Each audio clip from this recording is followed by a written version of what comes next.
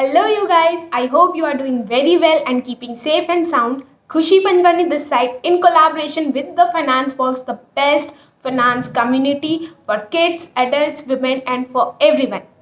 So here we present to you the most awaited webinar, and that is Stock Market, the no number game. What is the no number game in the stock markets?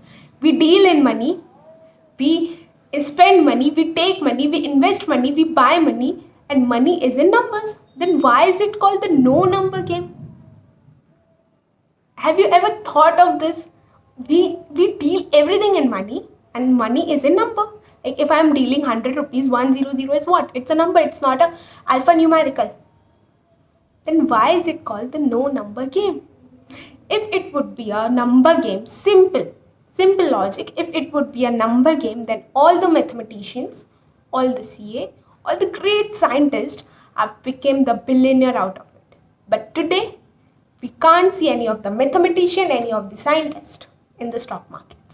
We have some of the CAs, but out of 100, only one CA which is successful in stock markets, and that is Mr. Rakesh Jhunjhunwala. So here comes the fact, and I'm going to explain you in a brief why is it called the no number game.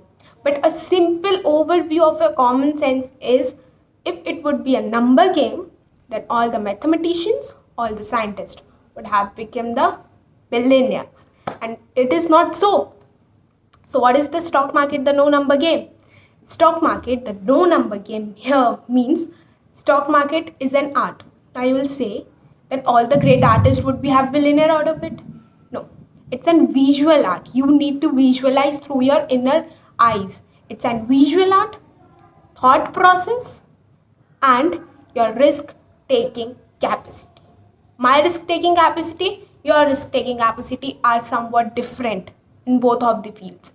I can afford to lose money in thousands. Might be you can afford to lose money in lakhs. So it's a risk-taking capacity, thought process. How I take stock market as a thought process. What are my thoughts when I'm trading or when I'm investing or when I'm putting a single amount of penny into the markets? We all have different thought processes, and it's an art, because no one can become the artist now. No one can play the markets. I personally feel this. So stock market is a visual art. You have to visualize through your inner eyes. It's a thought process, how you take the markets. If you will take as a gambling, it will give you return in the form of gambling. If you treat as a job, it will give you returns in the form of job. Now, if you take as a business, it is going to give you the lifelong returns. Now, someone asked me, is stock market your full-time job? I replied, it is my lifetime business. And this is the power of stock market. So guys, let's move forward towards the second part of the session. We oftenly judge people when they are trading. I personally did this thing when I started with my journey. I personally did a lot of judgment with the people like, yaar, why are you investing in that company? That company is not fundamentally good. You should not invest. And then, yaar, ye kaisa hai? He or she doesn't know the analysis or what? We judge people, and that is quite obvious, not in the field of stock markets. And it is a quite human nature. This is psychology, because when something is coming in our way now, we start judging because we want to create that image in our head. We don't know exactly what is happening, so we want to be in their shoes.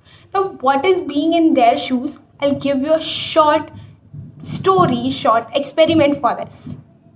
Okay guys, so the Marshmallow Experiment. The second segment is the Marshmallow Experiment. Now, what is this marshmallow? You all must be knowing about marshmallows, you know.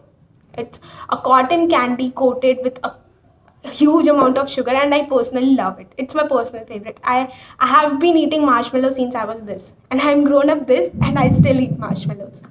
So coming back to the marshmallows, there was a very well-known scientist. What he did, he collected 10 children of 7 to 8 age groups. Only 7 to 8 age groups. He collected that children. Now, he placed that 10 children into an empty room where the bowl of marshmallows were placed in front of them. There's a table, here the children, and here it is the marshmallow bowl.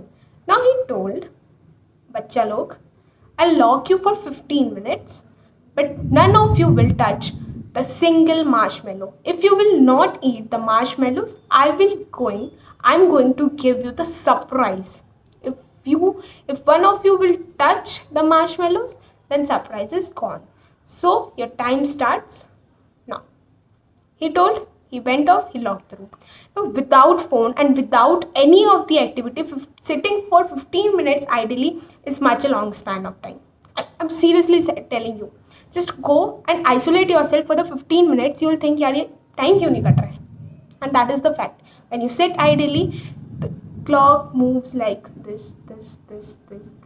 And when you are in your phone, or when you are doing, or when you are indulging into some activities, your clock moves like this.